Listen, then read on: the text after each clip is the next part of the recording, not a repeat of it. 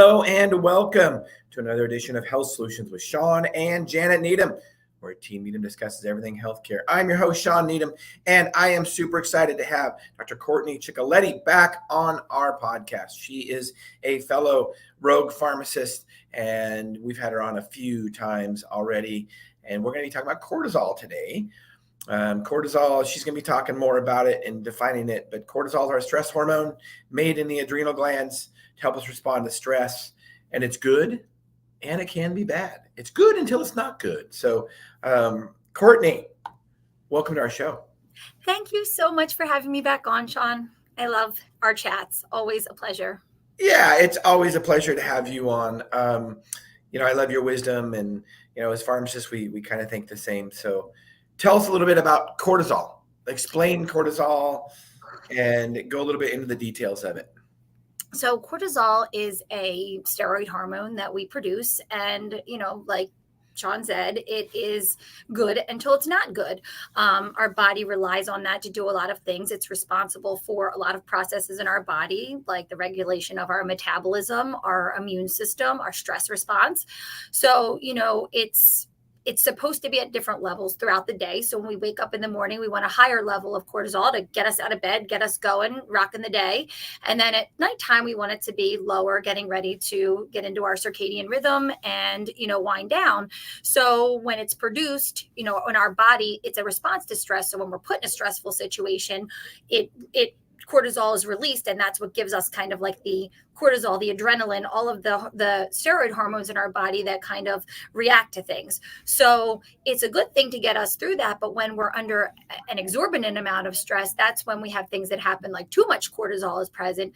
And then that can lead to a plethora of diseases. It can lead to insomnia, which that sets forth everything in the whole body. It's just like a trigger of events. So one thing I like to explain about cortisol is it's made in our adrenal glands to help us respond to stress. And we are diurnal creatures, meaning we're supposed to be active during the day and we're supposed to sleep at night. So our cortisol follows a diurnal variation. It is made in the adrenal glands, ad meaning above, renal meaning kidney, little pea-sized gland above the kidneys that make adrenal also means adrenaline, makes adrenaline and cortisol. And it's kind of our fight or flight mechanism for adrenaline, like right now, and cortisol more to get us throughout the day, the stressors, whether it be physical or mental stressors throughout the day.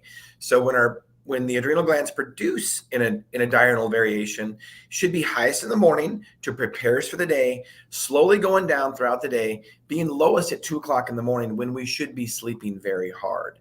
If our cortisol is not following that pattern, that is a problem.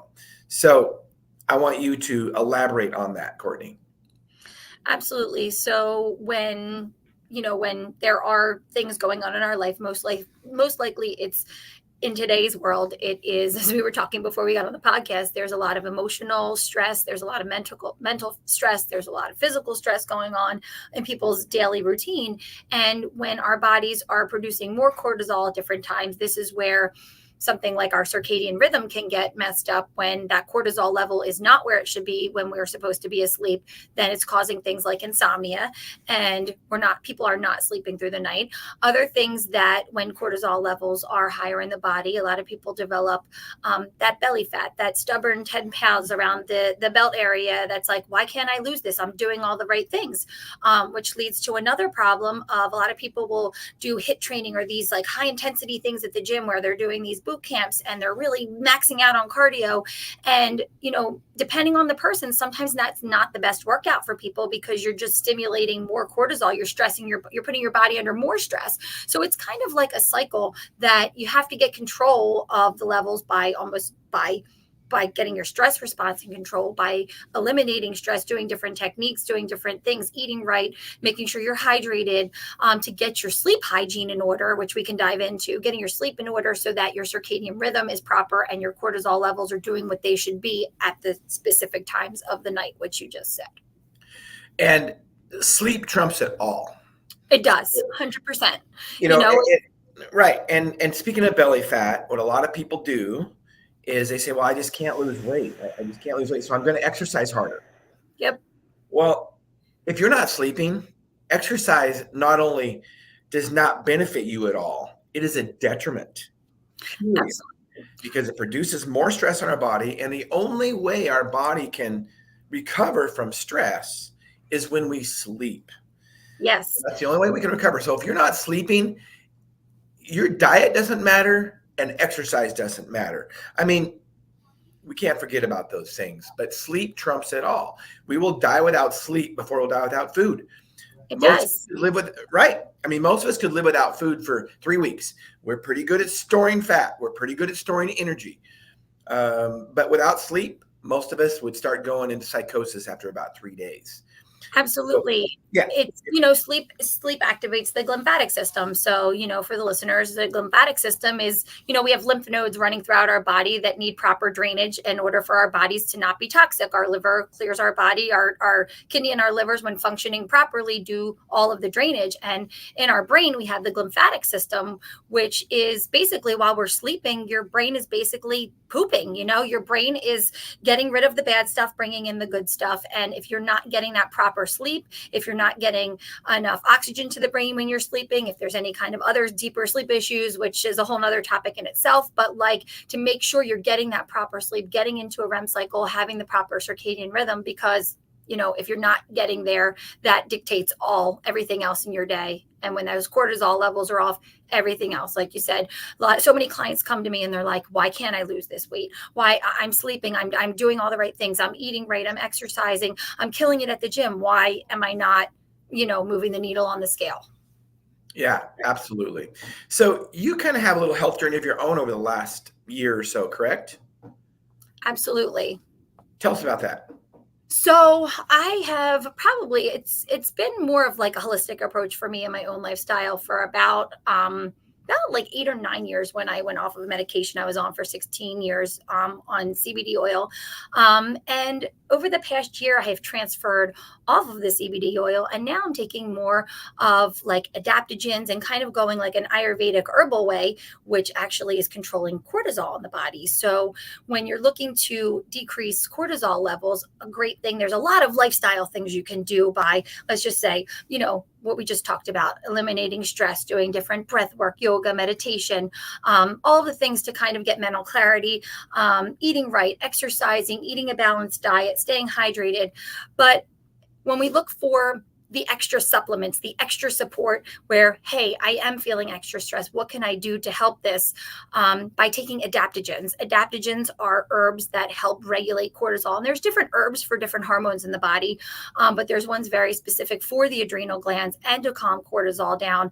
And by introducing these into my life, they have just created such an amazing stress resilience, where it's like things where, being in the hectic pharmacy all day, where I'd go from like 0 to 100, where I feel like it's like, okay, I'll just unpack that later. I'll just handle it. It's amazing, when you can get those adaptogens going in the body and just, satiated, how they can really change perspective. And now, it's just funny how going through all of these different, trying these different things on myself, I'm able to help my patients and my clients, because, being able to understand it better, and going from, on a medication that I was relying on for panic attacks, to then taking, an herb CBD, but still it was kind of like, why can't I get control of this myself? And learning more of the lifestyle habits, my nutrition so much more in check, my hydration, all of the things around me are more in check. And then adding adaptogens has really helped me so much understand cortisol so much better. Well, and haven't you over the last year, lost 40 pounds or something? Is that correct? Mm-hmm. Yeah. Wow. So I guess probably since, less I didn't than know you had 40 pounds to lose, honestly. Mm-hmm. So it's kind of funny because, fixing the root cause of something just sets forth your body in so many different ways. So for me, adding this, I call it my little, it's called Happy Juice. It's my cortisol cocktail, but it basically calms the adrenals down. It's got a lot of probiotics, prebiotics, phytobiotics that help make like nutrition for the probiotics to work properly, but it's more like fixing that gut microbiome. So it's a combination of fixing the gut, adding the adaptogens in to calm the hormones, working on dopamine, which is your metabolism, your motivation, working on your GABA, which is your calm neurotransmitter that kind of, keeps you at bay. Serotonin, stimulating that. So by fixing the gut, 90% of our serotonin is housed, produced in the gut. 80% of our immune system, all of these things that affect a cortisol response are in the gut. So by enriching our gut with these probiotics and feeding them with the right strains of probiotics, prebiotics, phytonutrients, all of these things, it's more just like, it sounds funny, but like not trying. Yes, I did my normal, I didn't change what I was doing eating wise or exercising or anything like that. More just, I think I'm just fixing the good and bad bacteria, and my clothes just keep falling off. Yeah, you're down like a size 6 or something. You're down to a size 6 or something, right? 4.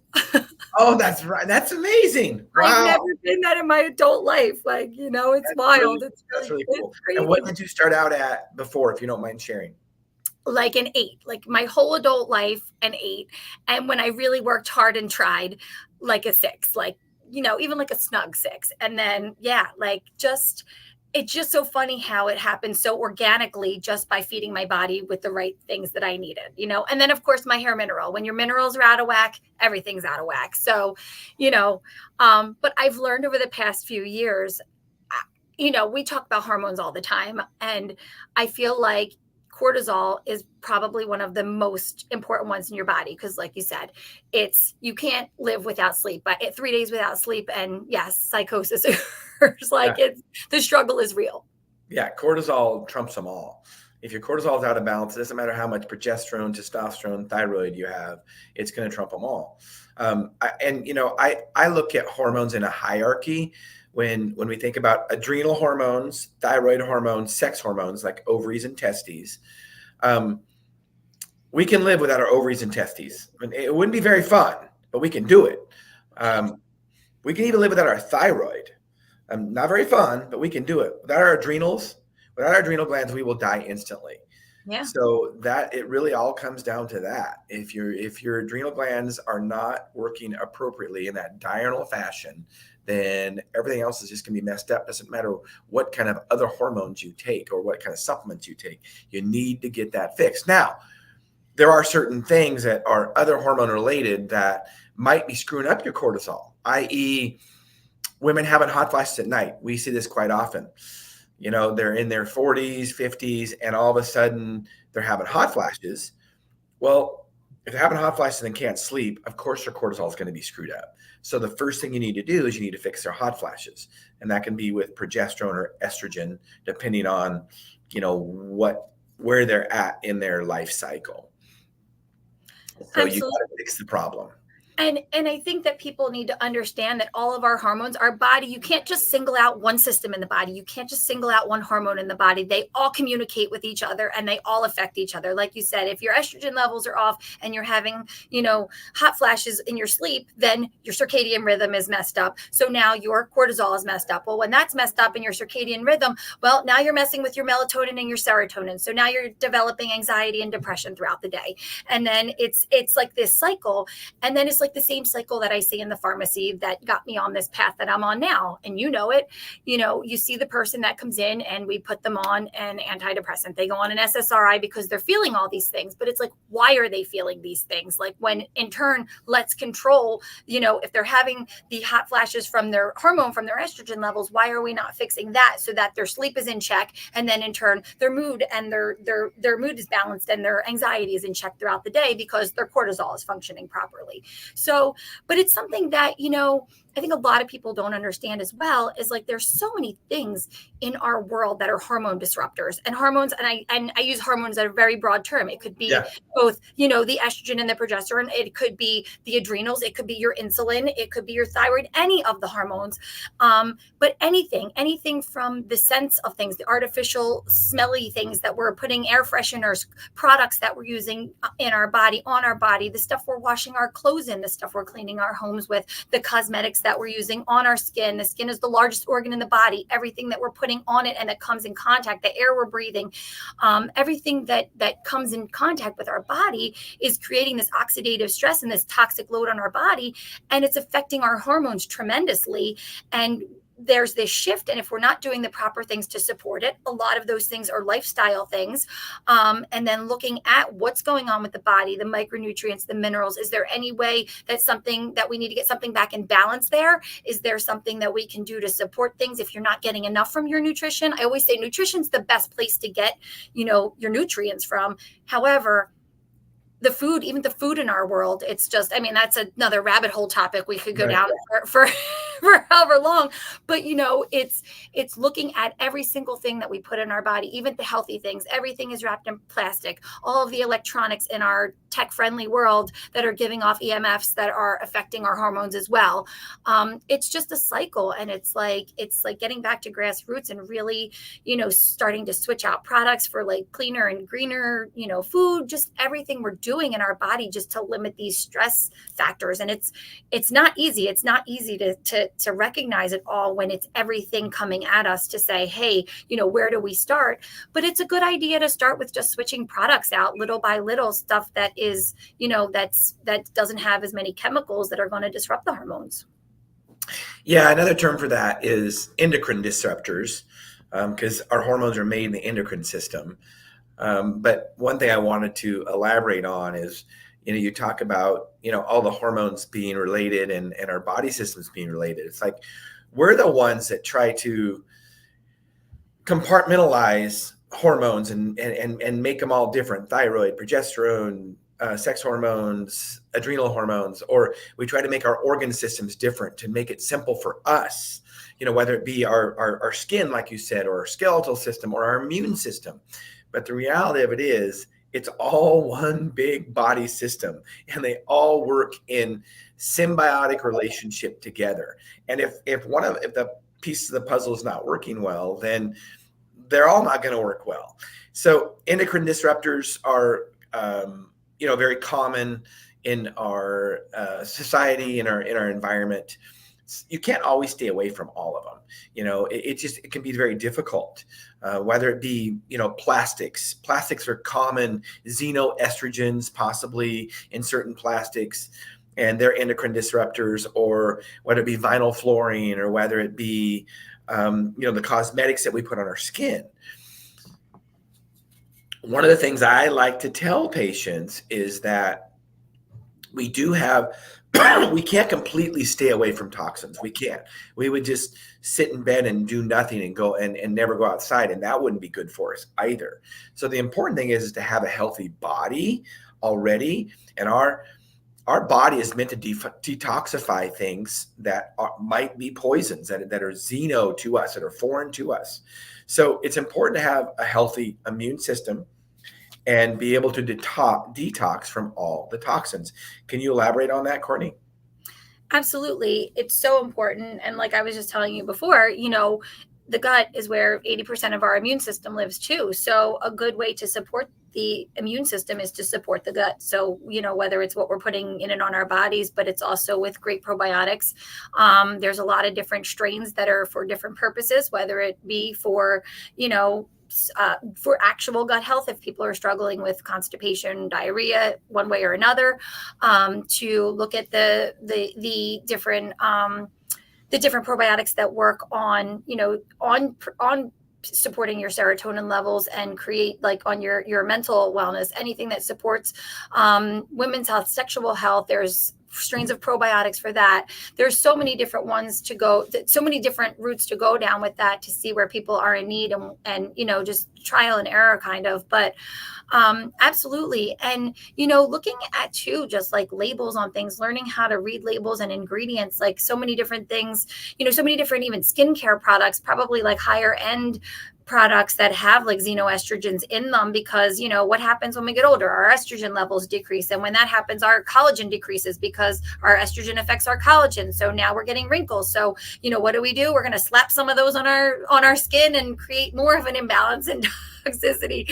So it's like, like you said, it's hard to, we can't live in a bubble. And if our organs are functioning properly, they should be able to take these fake things that we're introducing to our body, that our body's like, whoa, hey, what are you doing? And what I'm seeing with so many people is like, bodies are becoming so toxic from all of these things. And another topic, again, we could go down the rabbit hole with is, COVID, whether it was vaccinations or getting COVID itself, how it destroyed down to the cellular level of people's mitochondria function, and how that inflammation has affected all of these hormones and the gut, and how it's made our body so toxic and inflamed.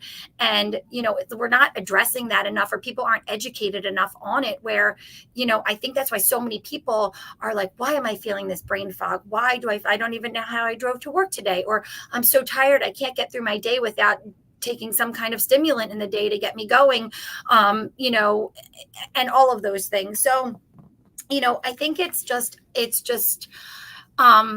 like the big picture. It's really looking down to that root cause and finding out why is this happening? What can we do to fix it from the ground level up? Absolutely. And I want to share a comment. One of our loyal viewers, Cynthia Bailey, gut support seems to be key. And we talked about it over and over again. She also said that keep a strong immune system, and gut health makes a strong immune system. And we really shouldn't be surprised when, functional pharmacists like you and I talk about it over and over again about gut health, gut health, gut health. Well, we really shouldn't be surprised that gut health is so important when, if you think about this, where do we get 99.99% of all of our nutrients in our body? When we eat, through our gut. So if our gut is not healthy and we're not absorbing our nutrients properly, it doesn't matter. Nothing else matters. I mean, seriously. So if our gut is not healthy, we are not going to have healthy bodies, period. Oh, absolutely. And I think that's where I start with most of my clients, no matter what functional lab tests I do with them. I feel like I try to almost take a step back and have people try some of the digestive aids, whether it's probiotics, digestive enzymes, bitters, helping increase stomach acid. People don't understand, your stomach acid, we want a high acid in our stomachs, because that's what helps us absorb food and you utilize it for the nutrients that it has. And if our stomach acid is low, that's why people get different stomach issues, reflux, and all of the things. If we're not absorbing the food, it's coming out in one way or another and not doing what it needs to do in our bodies. So that's definitely the start. Everything resides in the gut. When you get the gut right, you can get so many things right. But another thing that I think doesn't get enough play, and I'm starting to really learn more about it in my practice as I see, as I talk one-on-one with people and really dive into what they're feeling and what's going on, and looking at their traditional labs and if they want to run functional labs, but even just looking at their subjective history and what's going on with them, just listening to them. So many people's livers are just all of these stresses that are in our body, and our liver is the main guy who's hey, let's clear all these, let's process these. And in the common healthy person, we should be able to do this. We should be able to break these things down that are coming at us, that are not natural, we're bringing in. But I think that there's just so much of it now. It just is more and more and more, to the point where our livers are so backed up and we're spilling bile into our bodies, and it's causing disease because even throwing supplements at people and digestive enzymes, if the liver's not functioning properly, we're not processing and clearing things from the body. It's basically spilling back into our other organs and creating disease. So really looking at liver drainage, I'm really starting to learn more about it, that people are in need of it. It's really, for especially the people that are really, really ill to the point where supplements aren't helping. They're doing all the things. They to the most part are really, working with a plan, doing the probiotics, doing the supplements, eating right, exercising, hydration, all of the things. And they're like, I still just feel like something's off, So, well, and that's probably a topic for another podcast. That's just a complete reset, which is a detox. yeah. And, like I said, that's probably a topic for another podcast. One of the things I wanted to reiterate is that, we're never, if our gut, you were talking about acid stomachs. Yeah. And it's kind of counterintuitive when we have reflux, and you of course know this as a pharmacist, and we have reflux. So the first thing that we do in the traditional medicine is we prescribe a strong antacid, and so we lower people's stomach acids, and it is the one of the worst things we could ever do. Our stomachs are meant to be acidic. So these drugs called PPIs, proton pump inhibitors, like Prevacid, Prilosec, name some other ones, Kourtney. Nexium, you said Protonix, Prilosec. Yeah, yeah. Um, Some of them are over the counter, some of them prescription only. They're all horrible. And if you have chronic reflux, um, it's not an acid problem. It's a diet related problem. You don't need drugs. In fact, don't take drugs. And I will tell you, if you're taking a PPI right now, one of the drugs we just talked about, you need to work on getting off of them because you're not absorbing vitamin D, you're not absorbing calcium, your minerals. There are a lot of things you aren't doing, and you don't have the proper microflora in your gut, because our stomach is meant to be acidic. And if it's not, you are not going to be healthy. So those PPIs are some of the worst drugs that have ever been prescribed. And they're not meant to be used long term. If you have any kind of GI problem, gastrointestinal problem, it is probably a nutritional issue. You don't lack a drug. I know that sounds cynical, but it's just totally true. And the problem with getting off those PPIs is very difficult, as Kourtney can tell, because what happens is after our stomach actually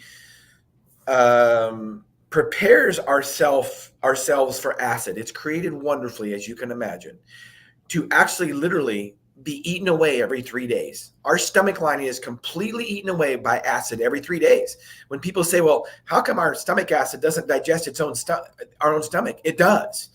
But it's a dynamic process, and every 3 days, all the cells, are supposed to regenerate. So we have a thick lining on our stomach. When we lower that acid with acid-lowering drugs like PPIs, that lining gets really thin. So guess what? And Big Pharma knows it. All of a sudden, you stop taking those PPIs, and you've got this thin layer of stomach lining, and it hurts like hell, because all of a sudden you're producing more acid, and you've got this thin layer of stomach, and it hurts. And so you go back on the PPI. And it's a way that Big Pharma, another drug that Big Pharma has created for you to be on the rest of your life.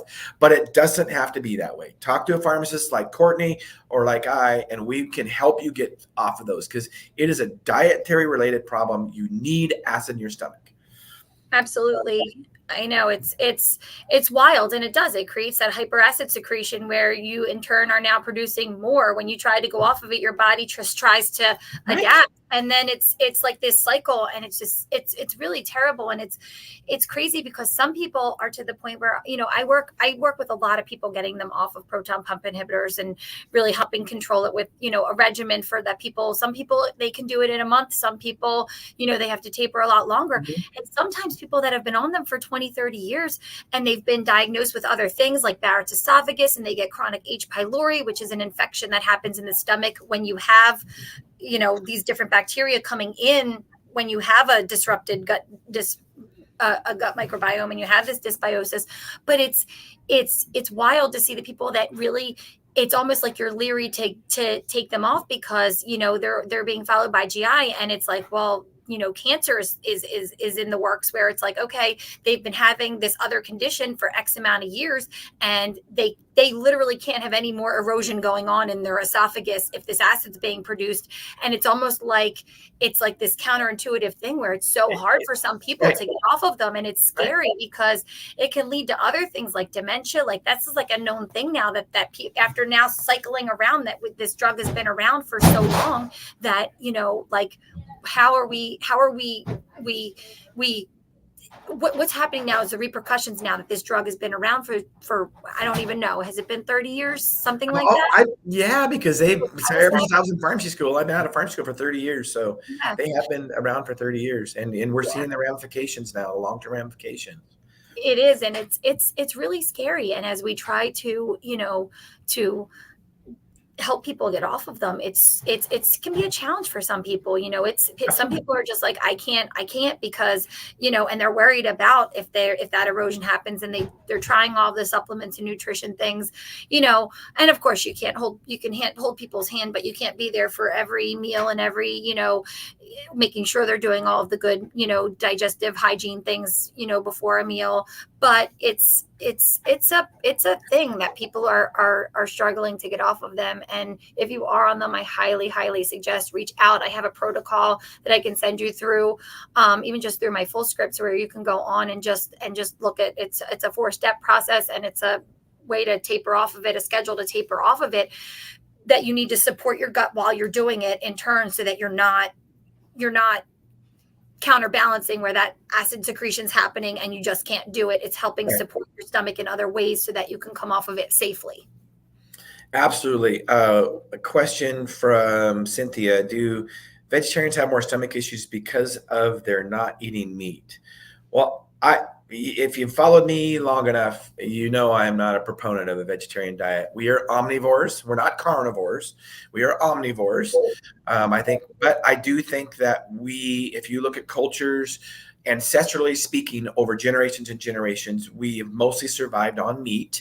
When you think about vegetarians or vegetables and fruit alone, the nutrition that we get from those, it would be very, very difficult to have a healthy body and get enough protein, especially from plants alone. So I'm a big proponent of eating meat, and I will tell people usually to eat more meat. There's never a problem with that. And if you look at the generations, what was supported us, even though red meat got vilified and it causes heart attacks and high cholesterol, that's a bunch of bogus. It's a complete lie. If that's the case, we would have died thousands of years ago, because we have survived on red meat as humans for many thousands of years. So do I believe that vegetarians have more stomach issues because they're eating meat? I believe vegetarians have all kinds of issues because they're not eating meat, including stomach issues. And let's just talk about the fiber thing. And I know there's a big controversy. I'm not going to get into it too deep, but if you follow Shawn Baker, who's a big carnivore supporter, I get it. That's how he makes money. So obviously he's got skin in the game, but I still believe in a lot of what he says, and mostly what he says. And when you think about fiber, I know we've talked about how fiber prevents colon cancer and all this kind of stuff, but if you think about what fiber is, we don't digest fiber. We don't digest it. We don't absorb it. We're not herbivores like herding animals that can actually digest those. They have the proper rumen or bacteria in their gut to actually digest fiber. We can't. It's cellulose. We don't digest it. Seriously, if we don't absorb it and digest it, really, how good can it be? I'm just laying that question out there. No, I love that question, because I'll tell you what. So, like, I can dive into this because I have mixed feelings on fiber. I feel like it just really depends on the person. Sometimes fiber can work against people depending on what is going on in their gut, what bacteria they have going on their gut. Some bacteria feed really well off of fiber and the commensal bacteria that are in different fibers, and they can flourish and whatever. But some people, especially like SIBO patients, if you give somebody fiber who's got SIBO, I mean, you're like calling for like an ER visit, like it's really mixed, and it's crazy because, we can go and do a functional medicine stool test, which is way different than doing it in regular traditional Western medicine. And I can do a 60-page report for you and tell you every bacteria, what's high, what's low, what trends in your body when you have high, low, and disease states and all that. And it's an amazing test. It's really cool and can get you on track with what bacteria you need, but it's really expensive. And that can change. It can change so quickly in your body. I feel like fiber is, I definitely have mixed feelings on it. It really depends on the person, on the receiving end and what's going on in your gut. And without taking a picture of what's going on in your gut and just taking some poo and looking at it, it's hard to say if you want to tell somebody to load up on fiber, to be very honest with you. Here's my opinion about it. I mean, when you think about what a cow, I'll just use a cow, but it could be a deer, it could be an elk, it could be a bison, whatever. When you think about what those animals do, they eat all day long, mostly grass if they're wild. They eat mostly grass, which is mostly cellulose, right? And they take that and they turn it into protein with all the nutrients that's in the ground and in the grass. They turn it into it's incredible. They turn it into protein and fat and of course glycogen, carbohydrate. It's incredible. And then they concentrate it into their protein. So when we eat meat, we are essentially eating all the same nutrients that they ate as plants, and they concentrate it into protein. What do you get any better than that? So essentially, in my opinion, when you eat meat, you are eating literally eating plants, because that animal took plants. Yeah. In general, grazing animals took plants and made it into meat. It's incredible. And it actually violates the law of physics. They eat less calories than they end up putting on. It violates the law of physics. We shouldn't be surprised, because biology violates the law of physics. But it's incredible. And that's why, you talk about people that can't tolerate fiber. Honestly, Kourtney, how many times have you seen a patient that can't tolerate red meat? The only people there's that one weird tick disease or something. I don't remember the name of it. Very, very rare. The only time I see people that can't tolerate red meat or animal products is if they've deprived themselves of it for so long, right. Then their bodies are like, it makes them ill because their bodies are not used to it, and they have to very slowly introduce themselves back in. I remember a girl that was one of my clients who was pregnant, and she was a vegetarian. She ate very clean. And when she was pregnant, her body was like, I want a burger. She was craving meat, and she's like, I'm listening to my body. This is what my baby needs. And she started eating meat, and she slowly introduced it, and she still is. And it's funny because your body tells you, your body needs. Exactly. Listen to our bodies. Right. All right. Well, Kourtney, we're going to wind this podcast up. And as we do, I want you to share how people can get a hold of you. My website is wellness-solutions.co. That's my website. You can contact me via email. It's Kourtney with a K, Chick, CHIC, at Gmail. And I can hook you up that way. If you're on my website or even on social media, I'm on Facebook as Kourtney Powers Chichilitti. I know it's a mouthful of a last name. Instagram is dr.Kourtney.Chichilitti. But find me there. You can connect with me. Sometimes the messenger gets lost. I know some people have reached out before on Facebook Messenger. Sometimes it gets lost in the spam. So if I don't answer you there, try to message me through either right on my wall or email me, and I will get back to you. But if you need any kind of protocols for getting off proton pump inhibitors, if you need any cortisol cocktails, I can help you so much. Happy juice. Well, Kourtney, as always, it's been a pleasure having you on, and I really appreciate your wisdom and knowledge. And it's always fun to chat with another pharmacist of like mind, because there's not many of us, although there's becoming more of us. And I really like that, because, two pharmacists that share the goal of getting people off medications is very powerful. And, our goal of this podcast is to educate and empower individuals to take charge of their own health. And you've helped us realize that goal today. So thank you so much. Thank you so much for having me, Shawn. All right, Kourtney, thank you so much. Listeners and viewers, thank you for tuning into Health Solutions with Shawn and Janet Needham. Tune into our regularly scheduled podcast, 12:30 to 1:30 Pacific Standard Time on Monday. Thank you so much.